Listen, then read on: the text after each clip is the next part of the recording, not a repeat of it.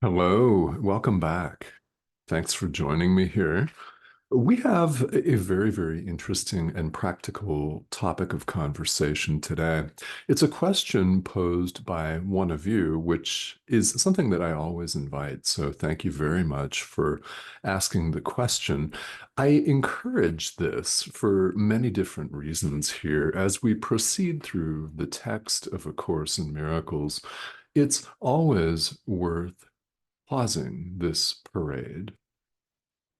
It is. It's worth pausing to address questions, to address concerns that are coming up for you live, because that is why this video series is going on, to help you and to serve as a guide on your journey, on your walk, or whatever it is that you want to call this collection of moment to moment, day to day practices that we call spirituality.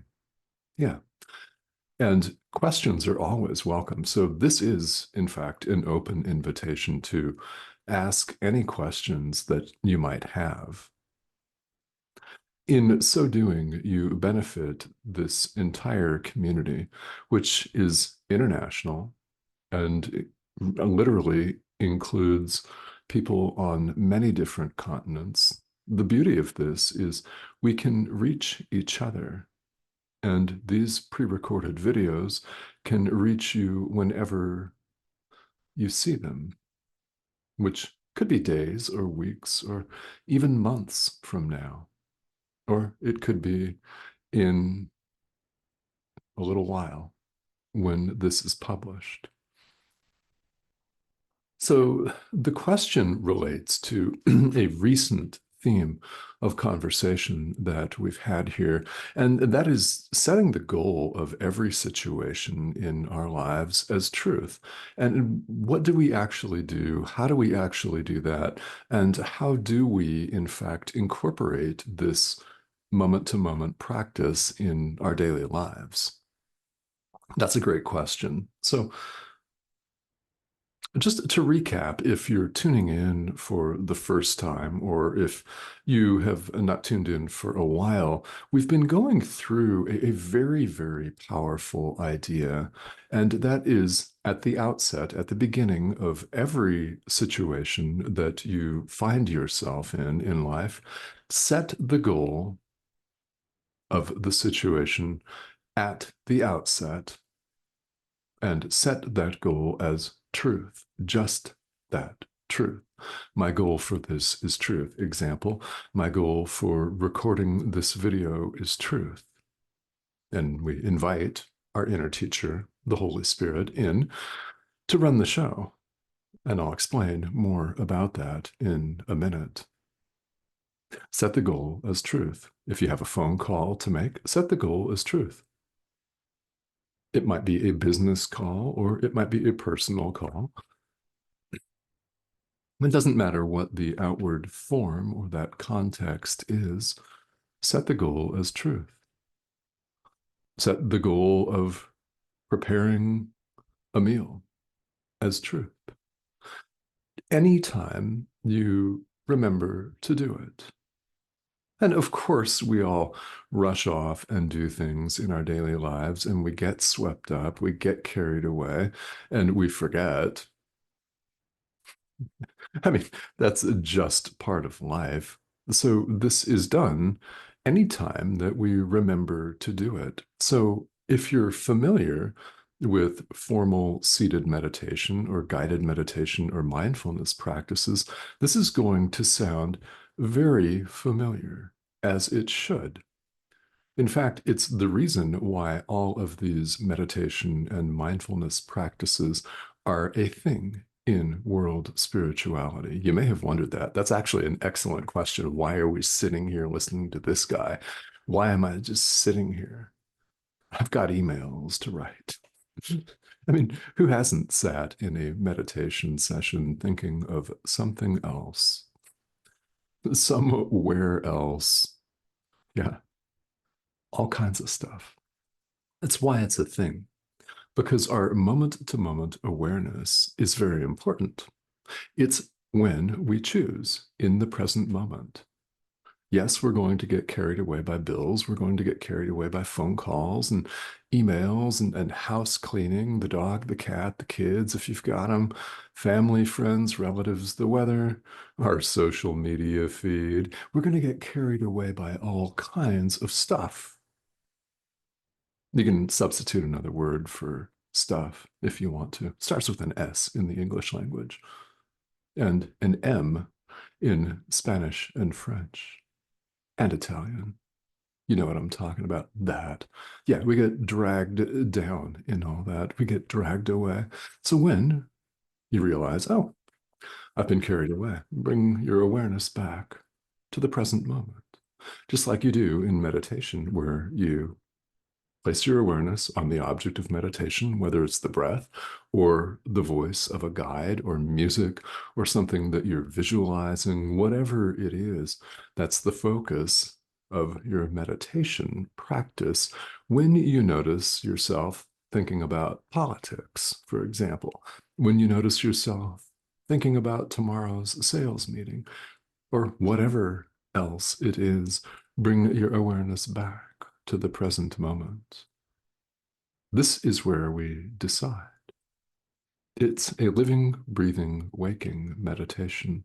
When you remember to set the goal of a situation, a relationship, in other words, as truth, do so. And you can do this in all circumstances. You can set the goal of your job as truth, all of it.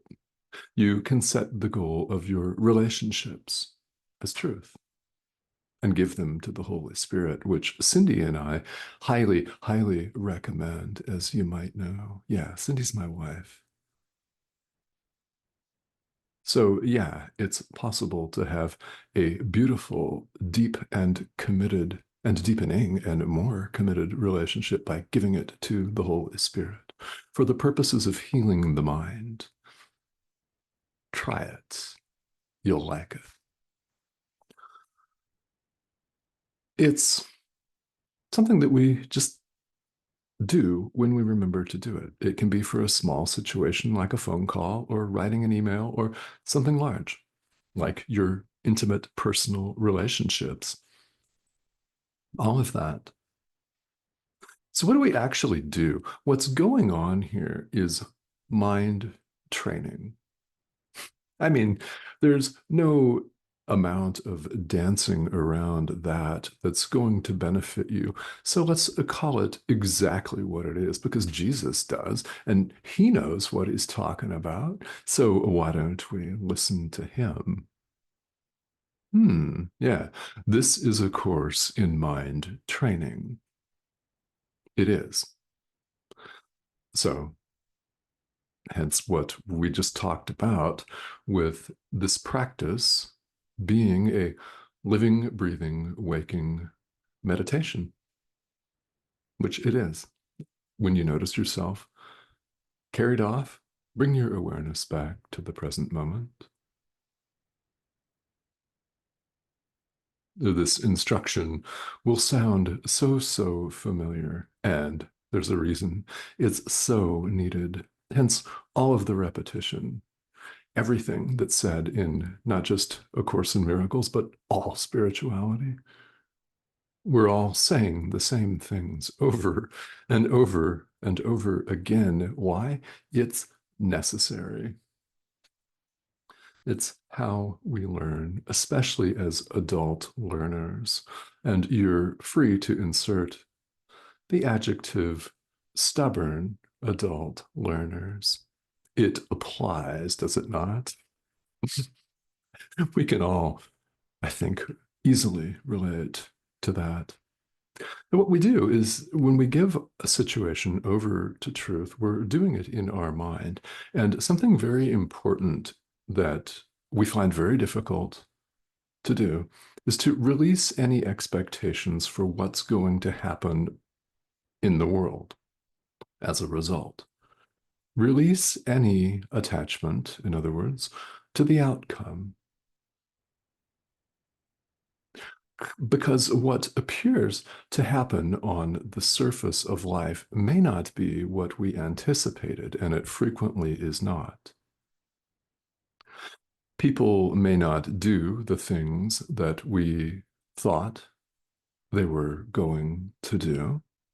They may not do the things that we want them to do. So it's very important for our own peace of mind, which is what this is all about, to let go as best you can of those expectations that something specific is going to happen in the world. I'll use the example of a business context here. Well, let's just use the example of a sales call. I mean, you can say that the goal of this is to have a good conversation with the person that you're going to call. I mean, let's just say you're the salesperson, you're the sales associate or the employee or business owner, whatever the context is. We could say that, okay, I want this person to buy something from us. All right. That's very common. This course is suggesting that we set the goal of the phone call as truth. What happens in that call may or may not be a sale being made. It may be nothing at all. Or maybe they don't pick up the phone. Possible, yes. And it may be an out and out rejection, but that's not the point. I mean, in a sales context, we're going for one of two things, yes or no, and they're equally valuable, as you would know if you're in that context. When we set the goal as truth, something could happen as a result that is not what we thought would happen, nor what we expected, nor possibly what we wanted to happen. But when we set the goal as truth, something results, peace, peace of mind. When you really do it, peace follows. That is the outcome of the conversation, if you have it. Again, they may not even pick up the telephone. And this is a practice that we return to over and over again. That's just one example of this phone call. And it could be anything else. What we do is we set the goal as truth and invite the Holy Spirit to enter. And then we don't actually have to do anything else. This is very much about letting go of our expectation of what's going to happen on the screen of life. What's going to happen in this giant movie that we're reviewing. People may say things that we didn't expect. You may say things that you didn't expect. Here's something that's very relevant to this. We resist this because we have not learned to relax and trust. This is a theme that I return to over and over again. This underlies and underscores all of spiritual practice in any tradition, all of it. It's learning to relax and trust. This takes time to grow accustomed to. It is like anything else in life, it needs to become a habit. Hence the repetition, hence the videos like these that continue to remind us of how we, in fact, put this course into practice. It's in doing it that you really learn the best. Because you can listen to a talking head like this. I mean, yeah, you can listen to this thing, this assemblage of dots, which is all it is. It's a pixelated image on your screen. I mean, that's what you're looking at. When something connects for you, it's the Holy Spirit. Always. This is simply an outward form. It's nothing special. I can promise you that.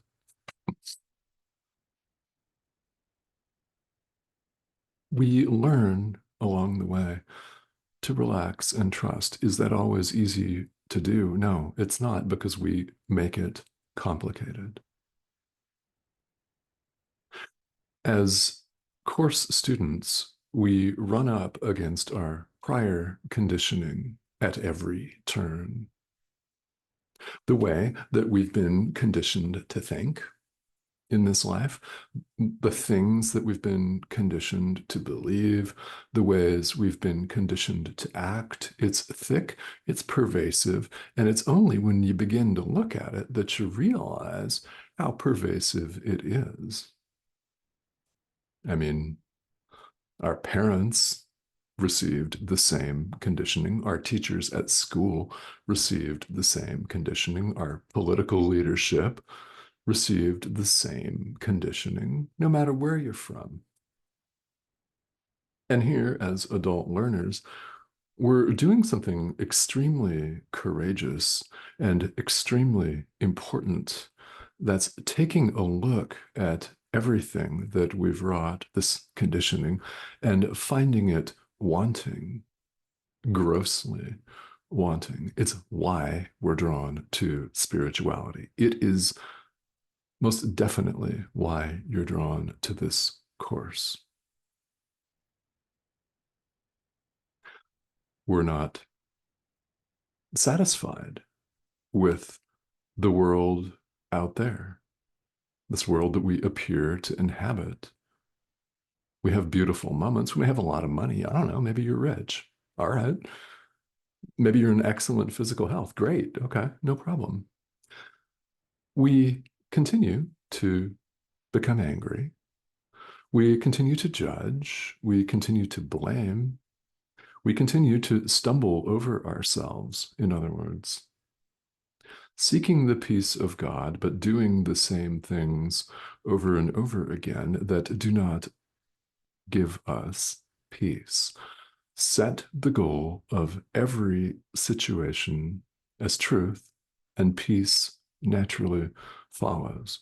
Try it, do it as often as you remember to do it. And we can step aside and relax and trust the guidance of our inner teacher, which is something we find so extraordinarily hard to do. It's important. So, any dialogue that you might have with your inner teacher is perfectly relevant here. It's perfectly good, isn't it? Any prayers, any supplications, any convo with the Holy Spirit, it's part of our mind. The Holy Spirit is not a foreign or external power. There is no foreign or external power. There is nothing outside you. The Holy Spirit's part of our mind. So, in giving over situations to him, to it, we're actually accessing our power. We're not giving it away, not even.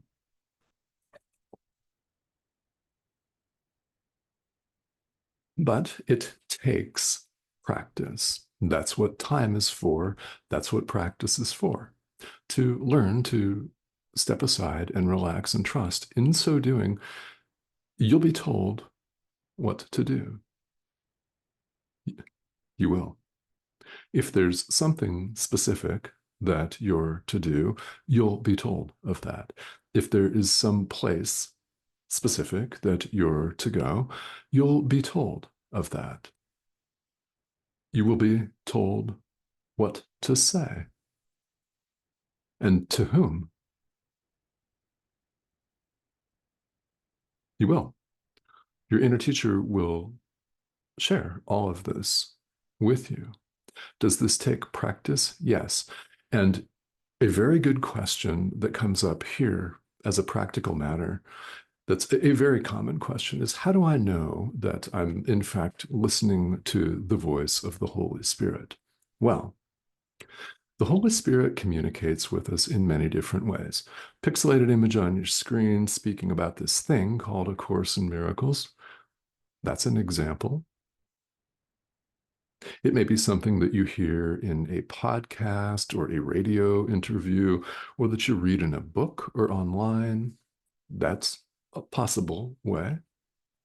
You may simply think of something that really resonates. That's one way. We all get what we call intuitive hits sometimes. That's a way. A deep inner knowing, something that you're just called to think about or to pick up or watch, like this video, maybe to say, to do. It may be something that someone else says, or it may be something that you see out there in the world. Maybe a bird, a flower, a passing cloud. I mean, it might even be a car going by on the street that reminds you of something deep, internal, and certain. You don't actually know. The Holy Spirit is always communicating with us. The question is, are we listening? And there are many ways this communication takes place. Not everyone gets audible messages in their mind in a language that they can understand, though that's possible as well. Many different ways that the Holy Spirit communicates with us. So, what we bring is willingness and openness in our mind, even if it's only for a fraction of a second, to allow the Holy Spirit to run the show. And I can tell you from personal experience that doing this works. It results in peace. It results in transformations on the screen of life that you probably aren't anticipating. That has certainly been the case with me. Things I didn't think were going to happen have happened, and it's resulting in peace. Peace of mind. Indeed, this is one way that you can tell over time that the practice of this course is working. Things that used to bother you when you started, whenever that was, I mean, whether it's last week or 15 years ago, it doesn't make any difference. Do those same things that used to bother you then bother you now? Do they even show up the same way? Or do you simply look right past them and they don't disturb your peace of mind at all? When you have those experiences, that is a sure sign that this is working. And I hope that that motivates you to keep going.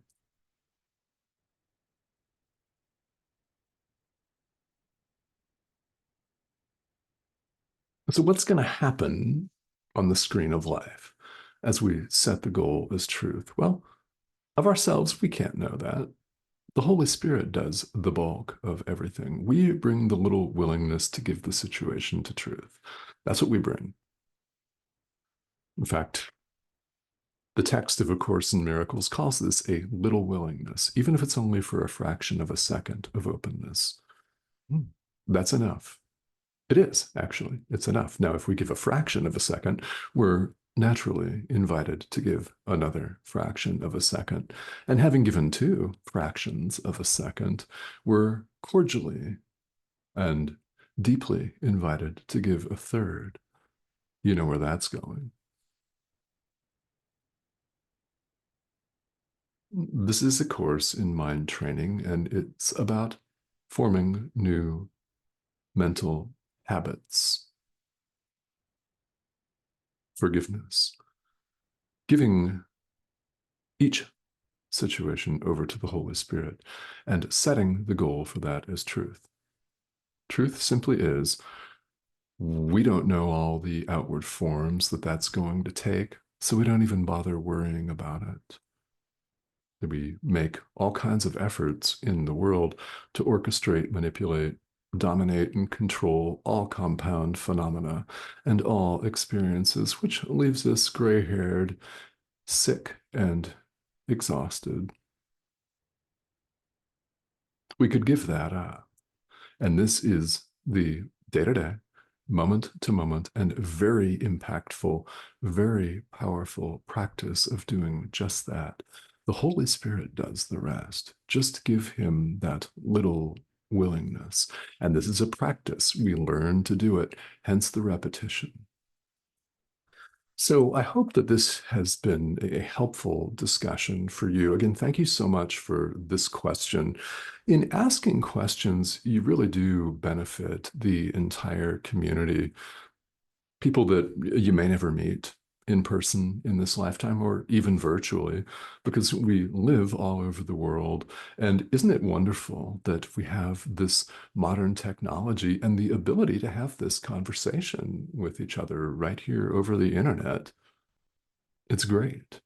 I mean, obviously, the internet can be used as a tool for spreading hate and lies and misinformation and projected blame and guilt and fear and all of that. It can be used just as powerfully and, may I say, more powerfully to extend love to our brother, to share the love of the Holy Spirit with all of you. That's what's happening right now. So your tuning in here is very important, and I thank you for that. Questions are more than welcome if you've got them. If you have not subscribed, I want to invite you to please go ahead and do that. This is the prompt in the corner of your screen over here. Click that arrow, join us, and we'll see you again on the next video. Thanks again for the question, and I'll see you soon.